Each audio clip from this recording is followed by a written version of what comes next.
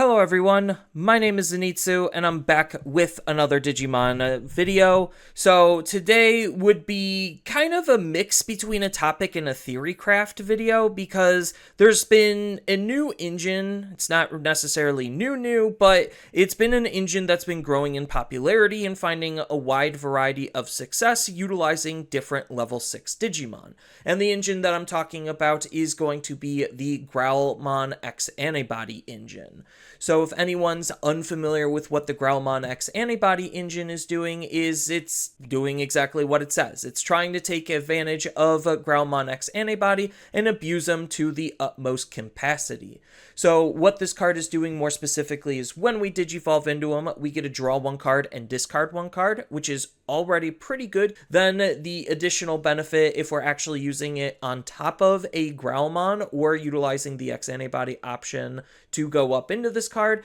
is we get an additional ability where until the end of the opponent's turn, this Digimon gains an additional on delete effect to be able to play out a Gallantmon from our trash for free. So the fact that he is a Digimon that not only just helps us cycle through our deck, set up our trash, he also grants us the ability to play out an extra body when he gets deleted, which is what we're going to try to do, so that way we could use that extra body to form either more consistency or extra aggression. So it's just pure upside all the way around, and then the inheritable ability isn't too shabby either, because during your turn, once per turn, when any of your opponent's Digimon are deleted, then we get to gain one memory, which just helps with the overall efficiency of what our cards could be doing. So this is the key card to the whole deck, and as far as the little engine that formed around him, because we do have already a couple of different decks that use basically almost the exact same lineup of cards for the most part, which is going to be the BT21 Growlmon as the primary Growlmon that you're going to be going into your Growlmon X Antibody. Then we're going to be running a supporting Growlmon. Most of the time it's EX3 Growlmon. Then when it comes to the Gallantmons of choice, we're obviously going to be running the EX4 Rush Gallantmon. Then we're obviously going to be using the BT21 Gallantmon just for some extra consistency, because we're just ditching the majority of what our cards in our deck are to be able to draw two cards, which is really good. Then the inheritable on delete allows us to gain a memory, so it rewards us for when our Digimon does end up getting deleted. And then to kind of tie up the Gallantmon end of the spectrum, we're going to be running the Gallantmon X Antibody, because this is just another X Antibody that's synergizing with the deck, so we get to have the ability to use its on play and when digivolving ability, giving us more flexibility on how to utilize this card, either as is or as an X form Digimon. So we could have even more consistency, because this is going to be a searching tool for our Growlmon or Gallantmon cards and an X Antibody card. And then it also has another inheritable ability to help us gain some memory when we're deleting the opponent's Digimon. Then when it comes to the egg, you kind of do have a little bit of flexibility whether you want to run like a draw egg or if you want to run the promo Gigimon. It really just depends on the type of deck that you're going to be approaching and playing this engine with. But I think that the best default egg is going to be the Gigimon promo, because it allows us to grab back basically any card that's in our trash that's Growlmon or Gallantmon texted, which are some of the arguably most important cards in the whole deck. So that's kind of like the core little engine as far as what the deck is actually trying to do. And as far as the additional cards that you're going to see in almost every variant of this deck, that's going to be at least one, if not more, copies of the promo Gallantmon, because you could use this card to delete your other main Digimon after it's all done aggressing, to be able to gain some additional attacks, because this also is a mega level Digimon that could play for very cheap while also having the rush ability. And then as far as just the option suite, it's going to be just delayed good stuff. So we're going to be running a little bit of a combination between the scrambles, the memory boosts, and the trainings. And again, depending on the deck, it's either going to be mostly either in red or purple when it comes to these. And then you do have some flexibility as far as the other options that that you're going to be running, again, depending on what the rest of the deck actually is going to look like. But the other main option is going to be Gravity Crush, because Bandai decided to leave this card alone compared to all of the other zero cost memory gaining options. So the big upside of this card is the fact that it is a zero cost option that'll just net you 2 memory. And while it does have a downside where it doesn't have a security effect and it also loses 2 memory at the end of the turn, if the opponent doesn't actually have a next turn, then the downside doesn't really matter. So we're just using this card to enable more degenerate combo play to be able to try to close out the game. So that's kind of the role and purpose of this card. And as far as, like I said, with a lot of decks utilizing this core and engine, the level 5s, the rest of the options and or tamers, and then your other level 6 Digimon is going to all vary depending on, well, what the level 6 Digimon is going to be. So we've seen Megidramon use this package, we've seen phoenixmon use this package, we've seen gallantmon use this package. So I decided to take a crack at another iteration of this engine utilizing Digimon. So the interesting thing about what Digimon is doing is the fact that if people are just going to be hard playing the BT13 Gallantmon and basically having a mega level Digimon with Rush swing at the opponent's Digimon and delete the opponent's Digimon, well, Digimon also can kind of just do that same type of thing, because he has the Digicross ability to actually add inheritables underneath him, so that way we actually get more positives than utilizing Gallantmon sometimes, and he even has an on-play ability to potentially delete something if there is something to delete, and it actually can be deleted, and then he also has Rush. So if you're maximizing on his Digicross, he's going to be a level 6 Digimon that we could hard play for 3 memory and have a slew of decent abilities that we can actually gain benefits from. So in the best case scenario, as far as his more optimal stack, you're going to be utilizing Arrestadramon Superior Mode because it is a dragon, while also giving him some extra DP, so he has a higher chance of living through the opponent's security, and the DP is actually going to be important, so that way he could be a target for Gallantmon to be able to delete. So that's a pretty important factor, while Arrestadramon Superior Mode also has lots of other synergy with the deck, because he can multi-attack himself, he can make himself pretty big, he has the hero trait which synergizes with the BT21 Guilmon, and he's just overall a really strong card while also being in our colors. So it's just a very easy fit for what the deck is trying to do. And then as far as the other big inclusion is going to be the Black Growlmon, more specifically for the different names,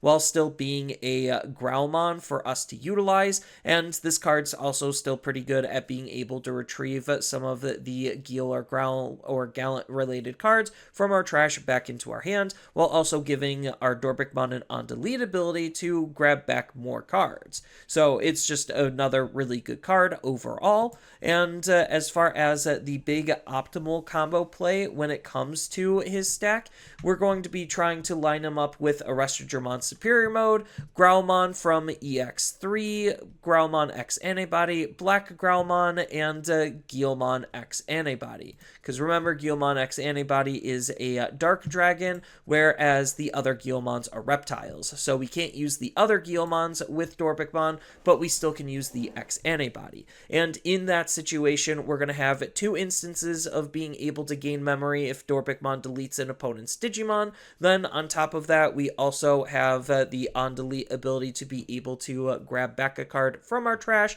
plus 2000 DP, and the ability to sacrifice another Digimon to give our Digimon Security Attack Plus, which is really strong because of the fact that what we're going to be doing as far as the main bread and butter is going to be trying to actually Digivolve into Growlmon X Antibody to give the Arrestadramon Superior Mode the on-delete ability. Then we're going to aggress with Arrestadramon Superior Mode, ideally taking 2 security checks, one from his Wind Digivolve evolving attacking, and then the other from him just actually attacking normally. So this is assuming that we have all the memory in the world to do whatever we need to, which doesn't necessarily take that much memory, especially if you use your cards correctly. So Arrestigirmon Superior Mode's already going to be doing 2 checks, then we're going to Digicross into our Dorbickmon. So we're not going to be using the Arrestor on the field as part of the Digicross because we want to sacrifice it utilizing the Growlmon from EX3, so that way we then can trigger the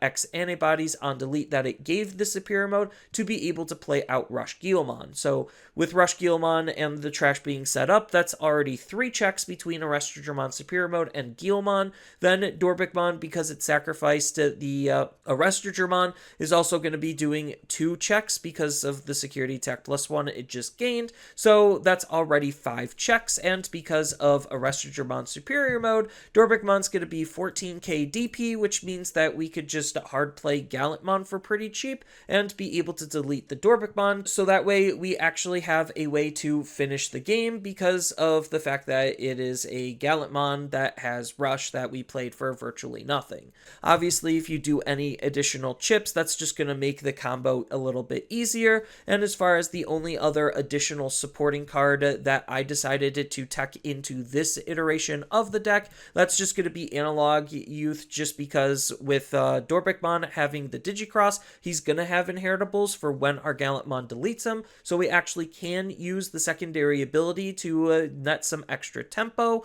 on top of the fact that it's also going to be helping fill up our trash, because when I was kind of doing some minor testing with this deck, it definitely seemed like it was struggling a little bit on the trash filling department, especially fast enough. So this not only is helping us dig out cards that we're looking for more specifically, but it's also helping fill up our trash. You could easily tech in like Ukomon is just another example of a good card to help search out cards, but I specifically wanted to fill up the trash, and this card's doing the job just fine, which is why I'm also going to be running the EX3 War Growlmon to be able to play out additional Guilmons that are in our trash for either more consistency or additional pressure, and then I'm probably just going to be swinging with this the same as I would with Arrestigirmon Superior Mode. I don't necessarily care if it dies, because if it doesn't die, then I'm just going to be using it to sacrifice to the Growlmon inheritables for Dorbickmon getting Security Attack Plus. So that's kind of like the big role of what this card is trying to do, is just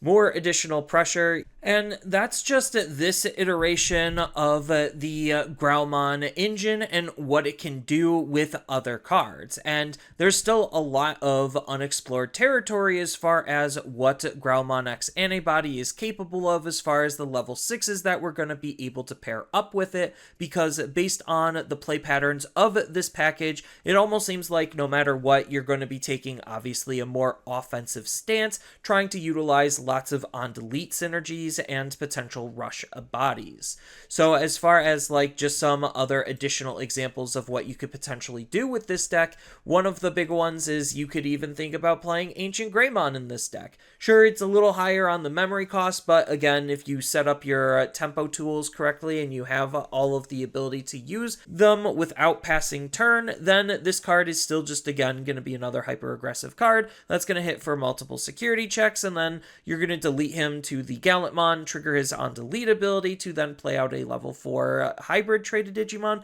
which we incidentally have a level 4 hybrid traded Digimon that also has the rush ability. So that's just another example. You could even think about utilizing this with something like Fortitude, so you could run Dinomon as another card in this type of an engine, so that way when your Gallantmon deletes the Dinomon, Dinomon with Fortitude will come back, and then you have 2 level 6s, which then means if the Gallantmon lives through the security hit, you also can even line up DNA plays. And those are just 2 additional examples of stuff that you could think about utilizing based on the synergies, and there's probably more that I'm not even getting to and highlighting. So that's just kind of what I wanted to highlight, is just the sheer flexibility of what the deck is doing, but ultimately the flexibility doesn't necessarily matter because of the fact that the play patterns are almost exactly the same no matter which iteration of the deck you're doing. So whether you're hard playing Gallantmon, swinging with Rush, deleting it to Gallantmon promo,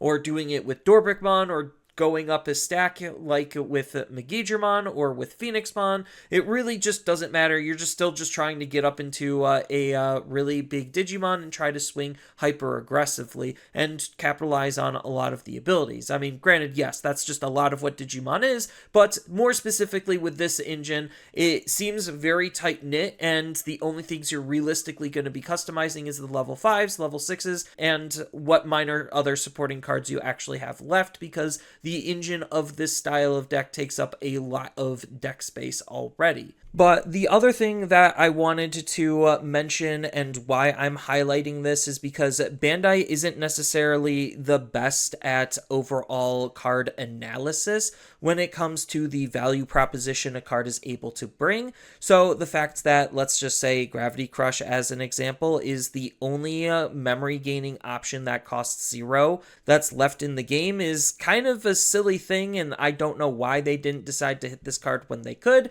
but this is a card that this style of deck more specifically is able to take advantage of, capitalize on, and maximize to the utmost potential, which is what's causing this engine to be highly successful, let alone highly successful with a lot of other different variants when it comes to the top ends that it's playing. And then the other big standout in terms of oopsies on overall card design is with level 4 X Antibody Digimon. It seems like whenever Bandai decides to make a really hyper good level 4 X Antibody Digimon, it tends to be problematic. We've seen that with Growlmon X Antibody from BT12, we've seen that with EX5 Growlmon X Antibody, and we've also seen it with Numemon X Antibody as well. So all of those Digimon gave their respective decks an insane amount of value, and, well, Growlmon is following that same type of trend in terms of overall problematic game design, in terms of the disproportionate risk versus reward the card is allowing the deck to have.